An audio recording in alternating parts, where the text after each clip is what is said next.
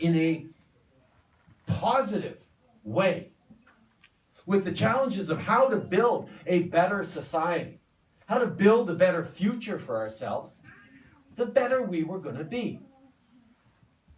And yes, you can get people to vote out of anger and out of fear, but you can't get them to be good citizens out of anger or fear. And that's what drove us throughout. And that's actually part of where there's a contrast between what's happening now, whether it's south of the border with the American election or what's happened on Brexit. And it's not, don't let anyone think or tell you it's suddenly because of me, because it's not. I spent the past few years crisscrossing the country listening to Canadians of every possible background in every corner of the country. And I got down on my knees and I begged a whole bunch of really good ones to step up and run for politics. And we have two great ones here tonight, Amarjeet Sohi and Kent Hehr, who are ministers in our government. And throughout, we focused on how we can draw people in a positive way. Because fundamentally, if we're facing challenges around the world right now, you can point at so many of them, one of the fundamental roots is that people no longer feel that the system they are part of, cogs in the machine, is working for them. The deal that was made over the past generation or two was that governments will proceed with a pro-growth agenda, and the rising tide will lift all boats. Growth is good for all of us, was the promise. Well, far too many people are not getting the benefits of trade, not getting the benefits of the third technological revolution, not getting the benefits of advanced higher education and innovation, not getting the benefits of the fact that computerization and robotics and cutting-edge technologies are taking the manpower out of, or the human power out of resource extraction. And there is a worry, and a real worry, that lashing out is going to make us all much worse off. So what we put forward as an idea, as a theme, is that we needed to create inclusive growth. We needed to figure out how to create a strong middle class once again. Because we have an okay middle class in this country, but it's not strong. And it's not getting better. For the first time, probably ever in the history of this country, we have people who are worried that their kids are not going to do better than they themselves.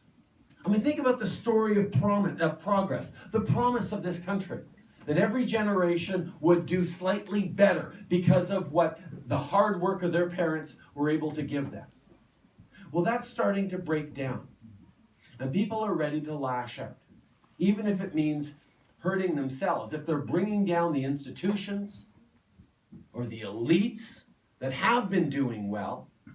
Well, I mean, that's where Brexit is. That's where, some of the things happening south of the border are happening. So the reflection that we've put forward is, how do we re-engage people towards politics, and mostly, how do we bring people back in to a flourishing economy? Here in Alberta, well, comes back to one of those fundamental responsibilities of any Canadian Prime Minister, and it goes back centuries to grain on railroads and fish and fur through Voyager canoes. A Canadian Prime Minister needs to be able to get our resources to market. But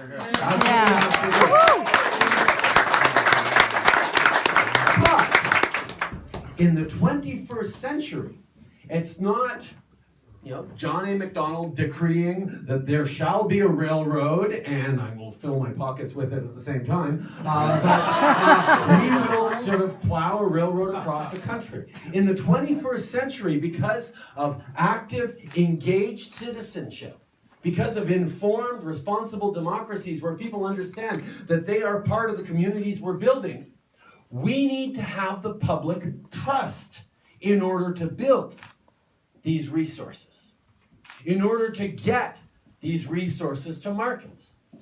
And over the past 10 years, a government that had a single-minded focus on building those pipelines, drill, baby, drill, wasn't able to get it done.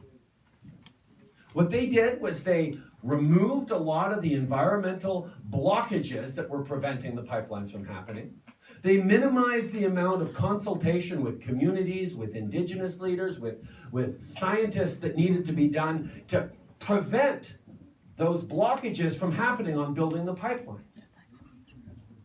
But citizens themselves realized that they no longer trusted the processes and the motivations and the ways that the government was behaving. So my first job is actually restoring people's trust in government's ability to look out for our collective best interest, to look out for future generations, to do things right.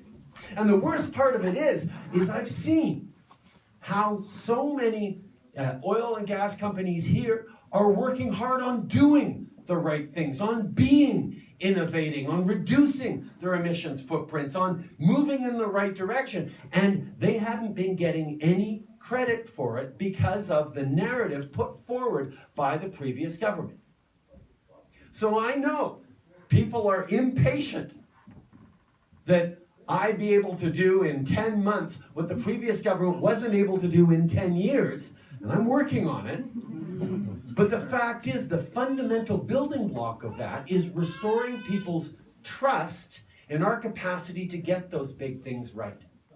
And that's why the processes which we are doing as quickly as we cannot accelerate beyond a certain level in which people will then lose trust in the system. And that's the careful balance we're trying to walk.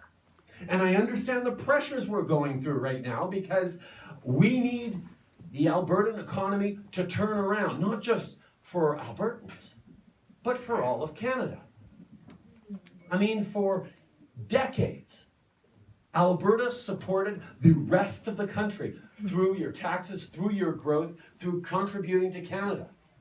And Canada is very aware that we need now to be there for Alberta during your difficult times. Yeah. Not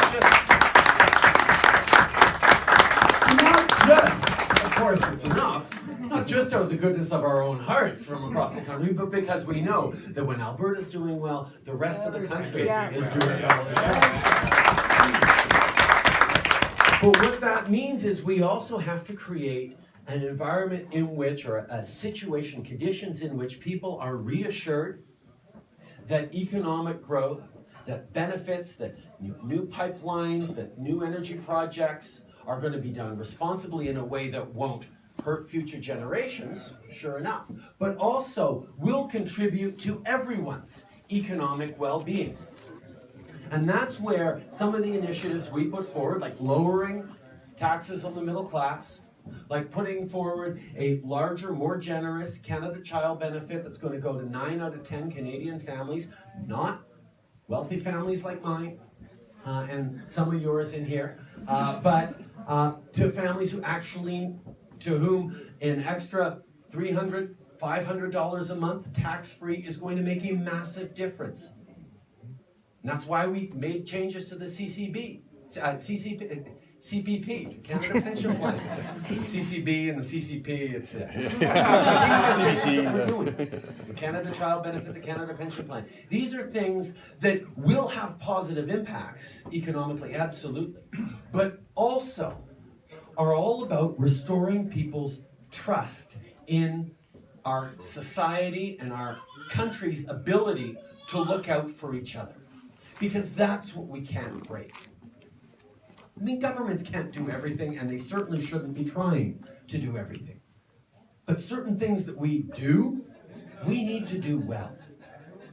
And that's why drawing in a broad range of voices, listening to experts, drawing on best practices from around the world, and approaching problems with a reasonable, open-minded, thoughtful approach is what Canadians expect and what Canadians deserve.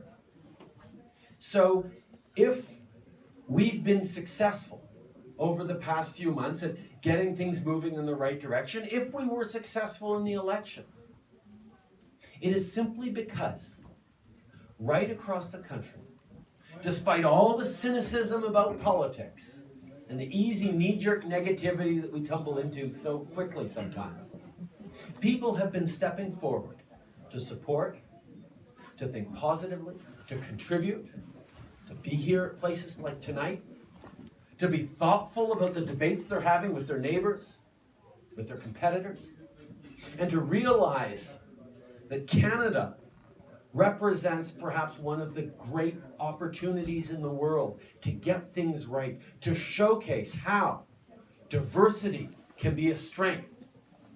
Reasonable, thoughtful, evidence-based policies can be and must be the way to go.